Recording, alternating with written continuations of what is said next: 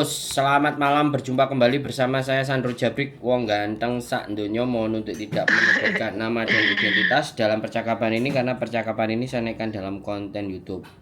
Ini harus diklarifikasi nih Bu, sampean ngomong saya berangkatin, siapa yang ngasih tahu Bu?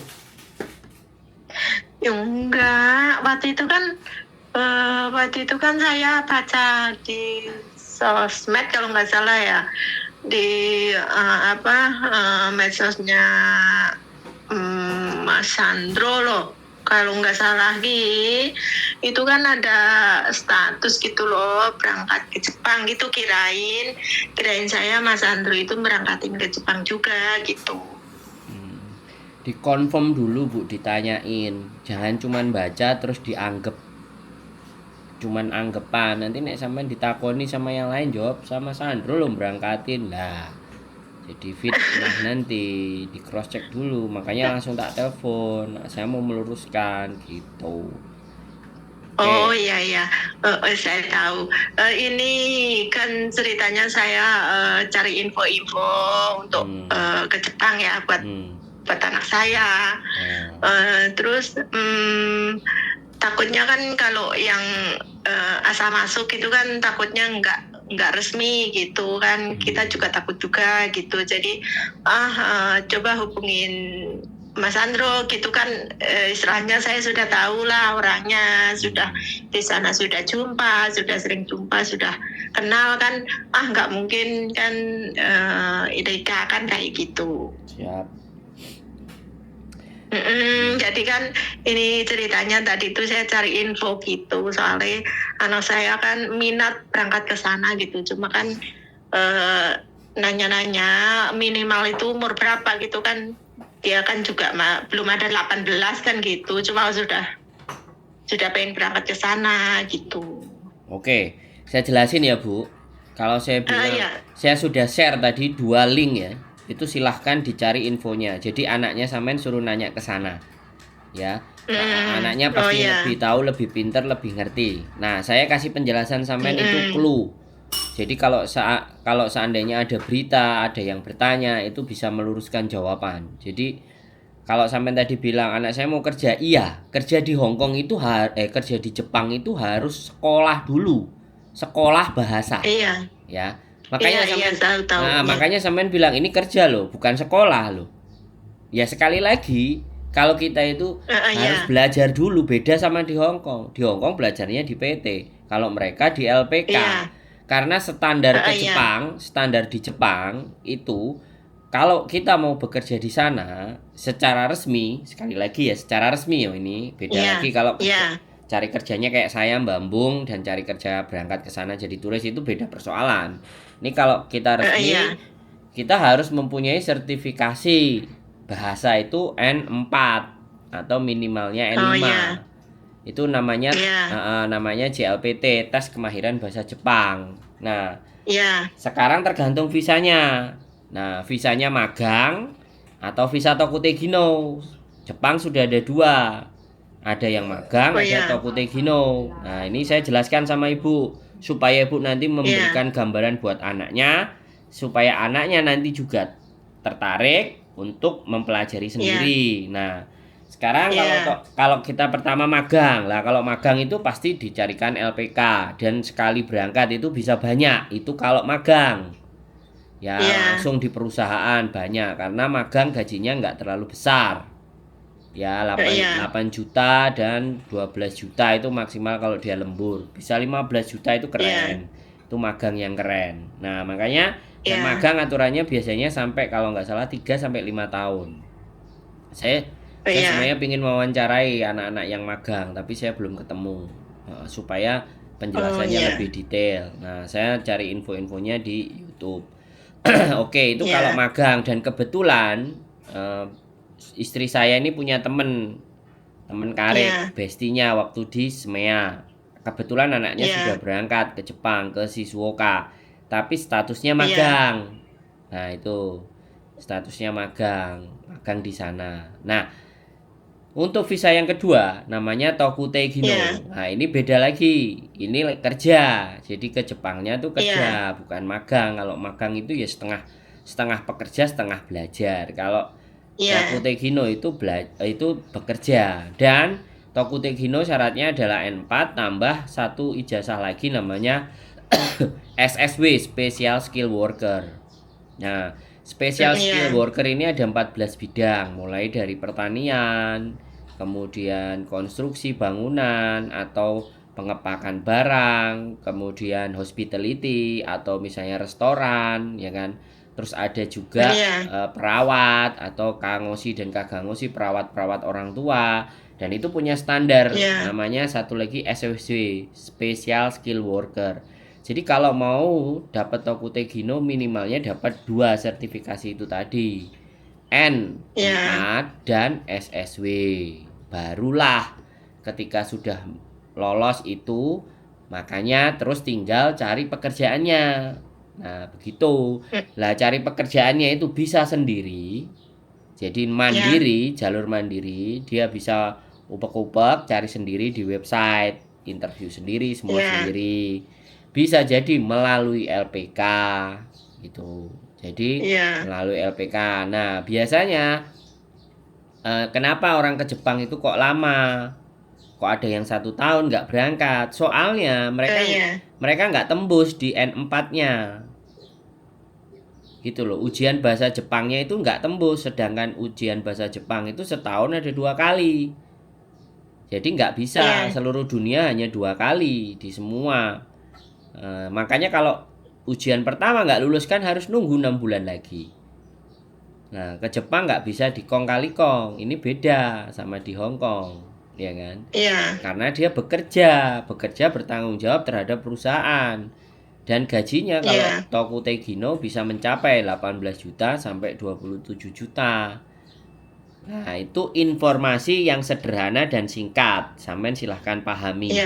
Nah kalau sampean bicara sama anaknya sekarang, mumpung masih belum masih sekolah, cari tempat les yang di dekat situ supaya dia lebih cepat mengenal. Dia kan dia sudah lulus, sudah enggak kerja, sudah enggak sekolah. Cuma dia itu nyari-nyari kerja kan belum dapat. Terus tadi itu kan nanya berangkat ke Jepang itu minimal umur berapa gitu.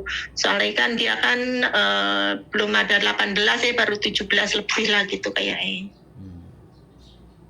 Nah terus itu kalau menurut Mas Andro itu kan dia kan baru lulus SMA, kan masih pemula ya maksudnya itu. Nah untuk ke Jepang itu yang baik itu pakai visa yang mana? Visa magang atau gimana itu? Bu, sekolah dulu, sekolah bahasanya dulu. Iya, tahu maksudnya itu. Kan saya kasih 2 itu. Saya kasih 2 itu, jadi dia harus gambaran itu loh. Lah ya sampean dengerin saya ngomong. Sampean jangan ngomong masalah uang dulu. Anak sampean suruh cari info untuk sekolah itu dulu. Bagaimana dia lulus N4 itu loh, Bu. Oh iya. Sampean harus anaknya itu harus melewati N4 dulu dan SSW kalau mau di Tokutegino. Nanti setelah dia masuk, dia cari info di situ, dapat itu nanti jalannya. Dia sendiri bisa jalan. Oh iya. Bisa dipahami nggak? Ini proses nggak kayak di Hong Kong. Masuk ke PT umurnya sekian, terus masuk nanti tunggu ada majikan. Nggak begitu. Ya, ini beda. Makanya ini harus ada proses pembelajaran. Ya, makanya anaknya tak kasih 2 link, suruh cari info. Bilang aja sekolah dulu bahasa Jepang, les, bicaranya les, kursus. Kursus dulu. Kalau yang di Malang itu dia sudah all include. Jadi les plus nanti akan direkomendasikan. Kalau yang di pertama tadi di Facebook, ya kan, itu dia bisa sekolah tok, nggak ngambil kerjaan di situ nggak apa-apa. Itu ada di Bandung. Saya cuman punya 2 rekomendasi yang bisa saya percaya. Sebenarnya ada 3. Kalau nggak salah di Semarang sama di Jogja, kalau nggak di Klaten. Cuman aku belum fix ngubungi dianya, gitu loh. Oh iya, itu kan di Bekasi itu kan ada ya, dia kan belajar di PKK ya.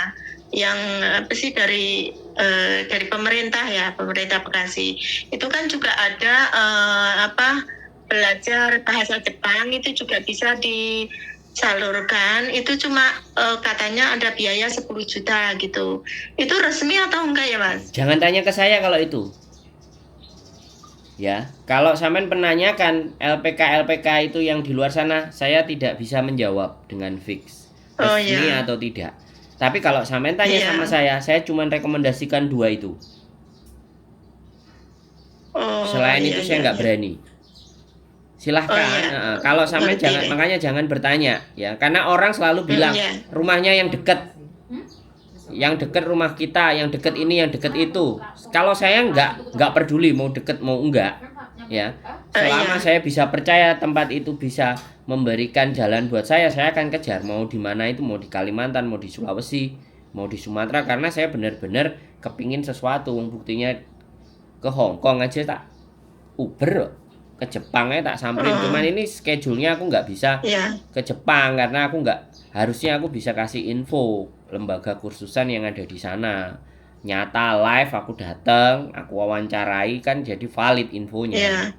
Jadi walaupun bayare mahal itu infonya valid. Tapi kalau sampean tanya yang sampean tahu tadi, saya tidak bisa menjawab karena saya nggak mau salah menjawab ya, karena saya nggak ngerti LPK itu, BKK itu aku nggak ngerti dan aku belum telusuri. Tapi kalau jenengan tanya sama saya, tak jawab cuma 2 tadi. Dua link tadi itu sudah menurut Mas Andro sudah terpercaya gitu ya? Ya, makanya kasih itu sama anaknya, suruh pelajari. Mumpung dia baru lulus fresh. Jangan ketunda. Kalau memang ada biayanya apa, kalau ibu cocok kasih aja, kirimin, dia aja berangkat. Kalau mau biaya survei untuk datang, suruh aja survei.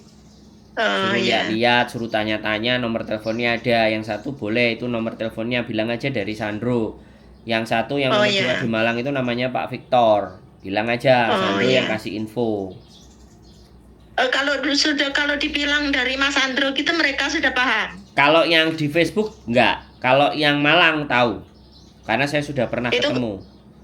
Yang kedua. Kalau dibilang dari Mas Andro gitu mereka sudah paham ya. Yang kedua. Yang namanya Pak Victor.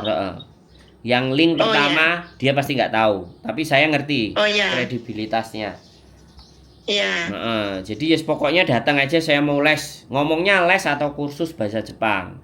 Kalau yang pertama. Makanya kan kalau sampai tak suruh buka mesti mumet, bingung. Makanya kasihlah ya ke anaknya. Ini ada info. Kamu cari tahu sendiri, kamu cari info sendiri. Wes. Terus apa yang saya jelaskan sama sampean tadi, jelaskan juga sama anaknya. Jadi biasakan segala sesuatu ke anak itu jangan uangnya.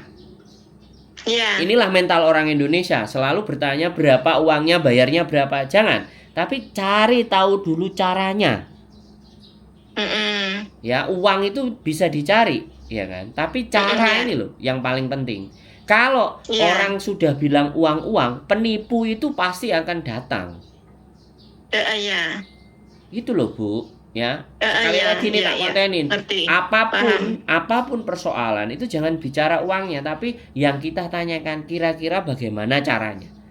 Nah, dari cara itu masuk akal nggak? Logik nggak?